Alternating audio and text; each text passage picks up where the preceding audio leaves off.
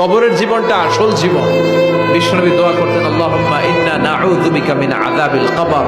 আল্লাহ, আমি আপনার কাছে কবরের আযাব থেকে পানাহ চাই, কবরের আযাব থেকে বাঁচতে চাই।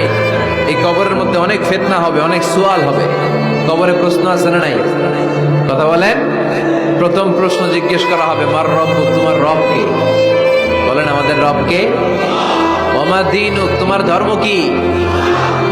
বিষ্ণুবীর চেহারা দেখিয়ে বলা হবে, তাআরিফু মান হাযা রাজুল, এই লোকটারে চিনো? আমরা কি বলবো? আমরা চিনি, উনি আমাদের প্রিয় রাসূল মুহাম্মদুর রাসূলুল্লাহ সাল্লাল্লাহু আলাইহি ওয়াসাল্লাম। এরপরে জিজ্ঞেস করা হবে, এগুলো কোত্থেকে শিখলা? আমরা বলবো কোরআন থেকে। ফায়ুফসাহু লাহু কবরুহু ৭০ যিরাআন। সুন্দর সুন্দর উত্তর করতে পারলে আপনার কবরটারে ৭০ হাত লম্বা করে দেওয়া হবে।